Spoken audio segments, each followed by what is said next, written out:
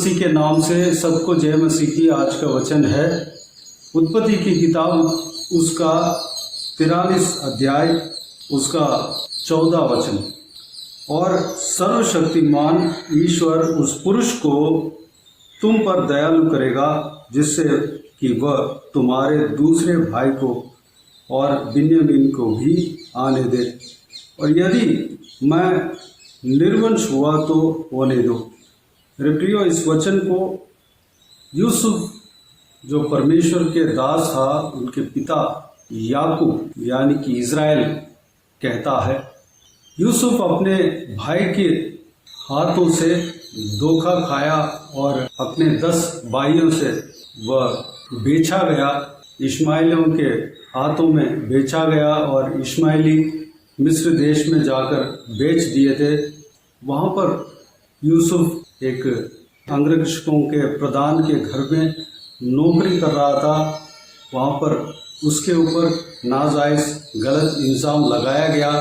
उसके वजह से उस घर के मालिक उसको बंदीगृह में डाला।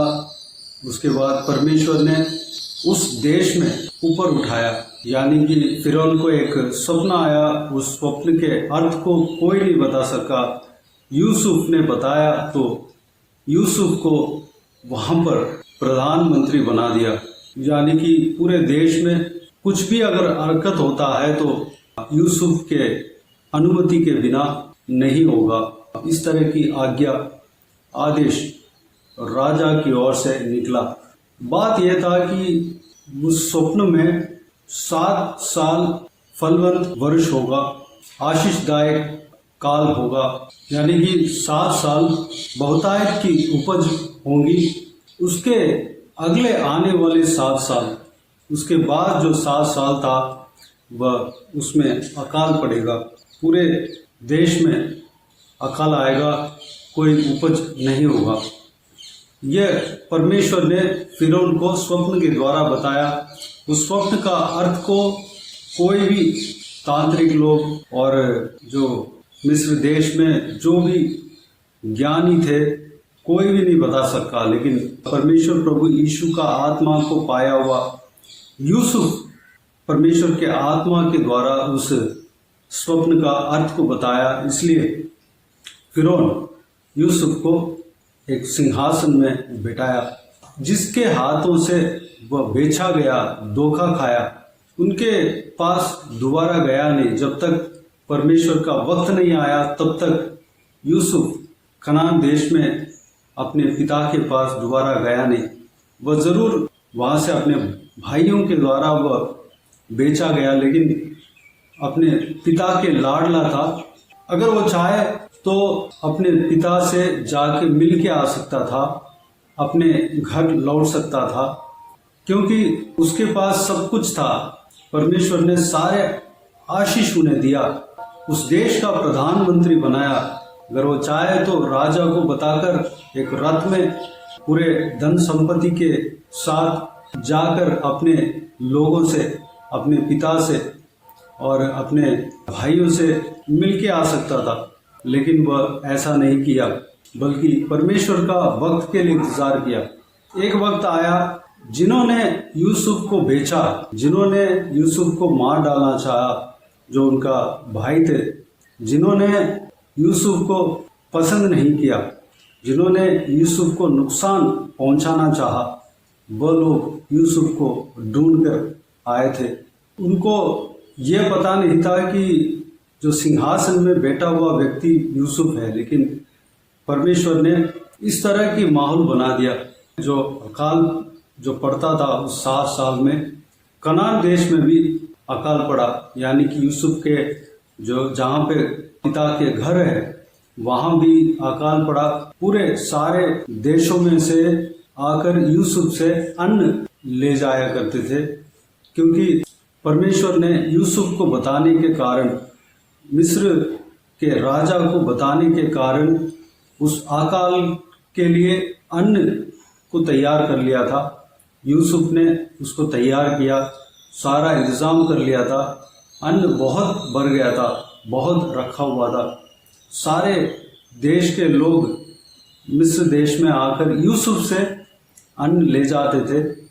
याकूब यानी कि इज़राइल और उनके बेटे जो यूसुफ का भाई थे, उनको भी पता चला कि मिस्र देश में अन्न है, इसलिए वह लोग खुद यूसुफ के पास आए।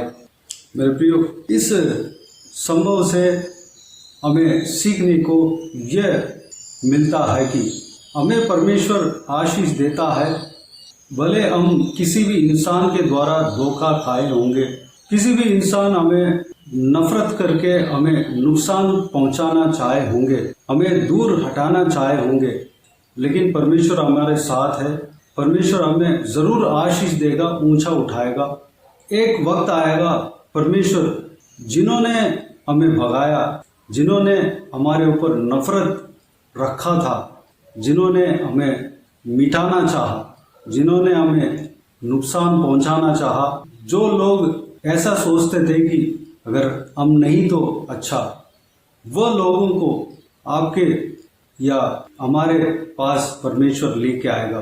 भले हम नहीं जा पाते, वह दूसरी बात है, लेकिन वह लोग खुद हमारे पास आएंगे, क्योंकि परमेश्वर हमारे साथ है।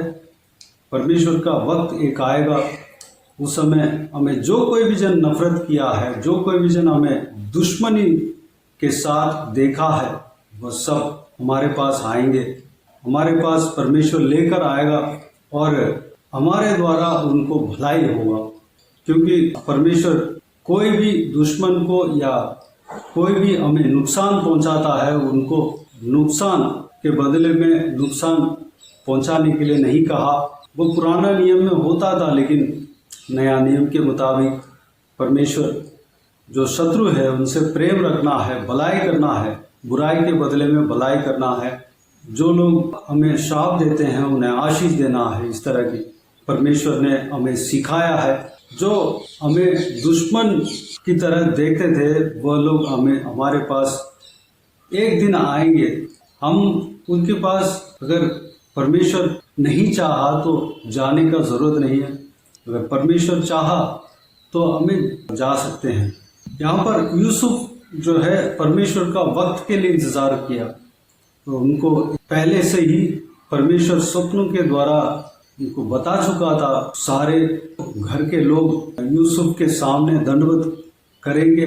इस तरह जो होने वाली बातें हैं वह पहले से ही यूसुफ को मालूम था, क्योंकि परमेश्वर ने दर्शन के द्वारा उनको बता चुका था। ये सारा विषय यूसुफ को मालूम था, इसलिए परमेश्वर का समय के लिए इंतजार किया। वह अपने बल बुद्धि से, अपने समझ को इस्तेमाल करके समय से पहले, परमेश्वर का समय से पहले कोई स्टेप नहीं लिया, कोई काम नहीं किया। वह बीच में अपने पिता के घर नहीं गया, वह इंतजार करता रहा।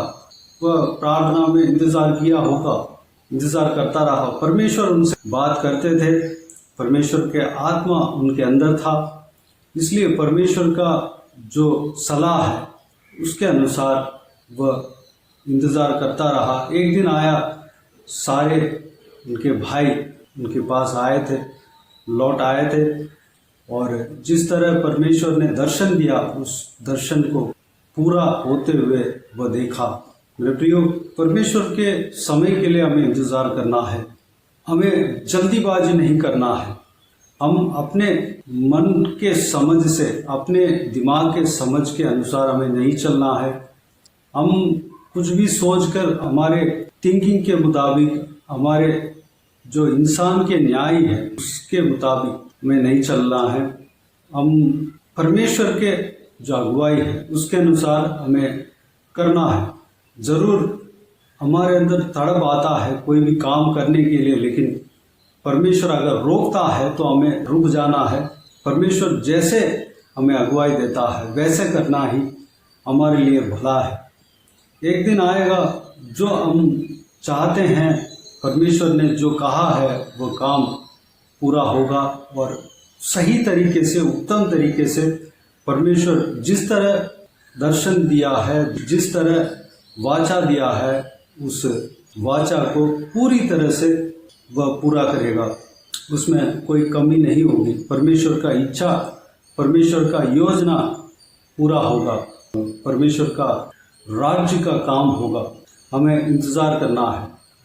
हमारे जीवन में कोई भी ऐसा सिचुएशन हो जो कि परमेश्वर ने हमें दर्शन दे दिया, लेकिन हम अपने बल बुद्धि से हम कुछ दूसरा रास्ता खोज रहे हैं, दूसरा रास्ता ढूंढ रहे हैं और हम जल्दीबाजी कर रहे हैं। अगर ऐसा करने से परमेश्वर का काम पूरा नहीं हो पाएगा। हमें रुकना है। जिस तरह यूसुफ इंतज़ार किया, वो दर्शन जो यूसुफ ने बचपन में पाया था, वो दर्शन पूरा होने के लिए इंतज़ार किया। परमेश्वर का सलाह को सुनकर, परमेश्वर का आदेश को सुनकर उसके अनुसार चलता रहा और अपने काम करता रहा। एक दिन आया, उनका पिता, उनके सारे भाई, सब लोग यूसुफ के पास आए और यूसुफ के साथ ही रह गए। मेरे प्रियो, हम जो चाहते हैं परमेश्वर जानता है। हमारे मन जो चाहता है, हम जो आशा करते हैं, परमेश्वर जानता है। हम जो परमेश्वर ने जो दर्शन दिया है उसको पाने के लिए हम शॉर्टकट अपनाने का ज़रूरत नहीं है। परमेश्वर सही समय पे हमें देगा, सही समय पे उस आशीष को अपने तक पहुंचाएगा, हमें आशीष देगा, हमें सही रीति से, सही समय से, सही रीति से हमें देगा उस आशीष को। हम पूरी तरीके से, हम जितना समझते हैं, जितना सोचते हैं, उससे ज़्यादा हम अनुभव कर सकते हैं, हम अपना सकते हैं। मेरे प्रियो, यूसुफ के जीवन में एक तो परमेश्वर का इच्छा के अनुसार चलने में उनका क्या क्या आशीष हुआ अगर हम देखें तो वह सबसे पहले जहाँ पे वह गुलाम बनाकर बेचा गया, उस जगह पर, उस देश में बहुत बड़ा पद उनको मिला। परमेश्वर ने बहुत बड़ा स्थान में रखा। और दूसरी बात, उनके घर वाले, उनके सारे घराने कनान देश को छोड़कर यूसुफ के पास आकर यूसुफ के सहारे में जीने लगे।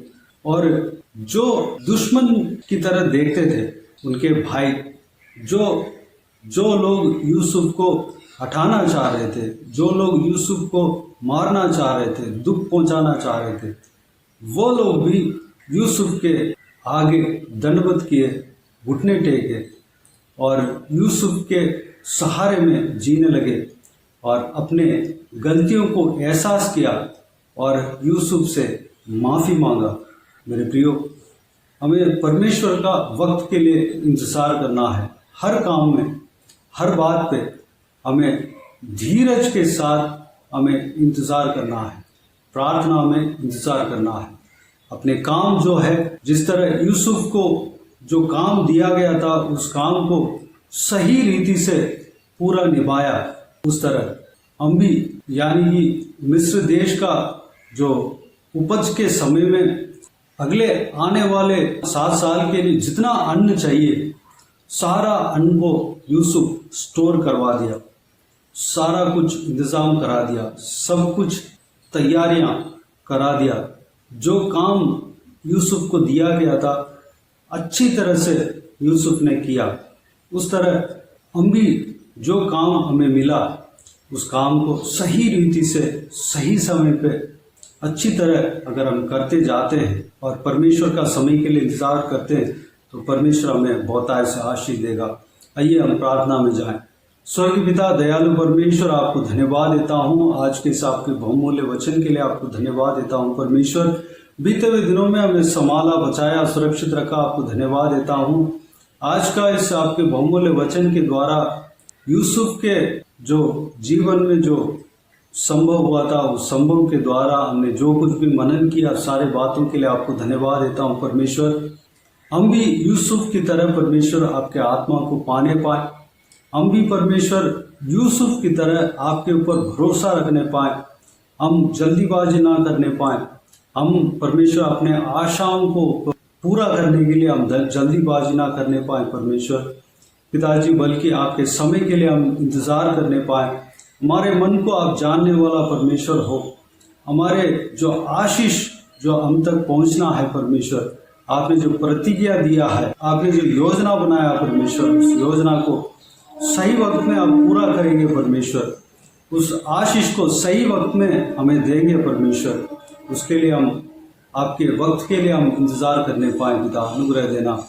जिस तरह यूसुफ को नफरत किया और यूसुफ को बेचा और यूसुफ को परमेश्वर मिटाना चाहा, यूसुफ को परमेश्वर मार डालना चाहा, परमेश्वर उन सबको यूसुफ के पास आप लेके आए थे और परमेश्वर वह लोग यूसुफ के आगे दंडवत किए थे और यूसुफ से माफ़ी मांगे थे परमेश्वर। पिताजी, अगर हम आपके वक्त के लिए अगर हम इंतज़ार करें तो परमेश्वर हमारे साथ ऐसा ही होगा पिता। धन्यवाद देता हूँ परमेश्वर। हम भी परमेश्वर इस तरह की आशीष पाएंगे और बढ़ोतरी पाएंगे परमेश्वर। धन्यवाद देता हूँ पिता, आदर पाएंगे। धन्यवाद देता हूँ परमेश्वर, धन्यवाद देता हूँ पिता। और हम जो चाहते हैं पिता उससे बढ़कर आप करेंगे परमेश्वर। आपको धन्यवाद देते हैं परमेश्वर। यूसुफ की तरह आपके समय के लिए, हर बात पे आपके समय के लिए हम इंतज़ार करने पाए। आपने जो दर्शन दिया है उसको पूरा करेंगे, इस बात पर हम विश्वास करने पाए पिता। अनुग्रह देना।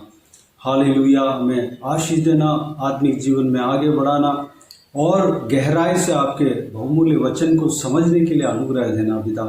ज्ञान बुद्धि देना परमेश्वर। धन्यवाद। सारे दुआ प्रार्थना को सुना, ग्रहण किया। धन्यवाद देता हूँ परमेश्वर।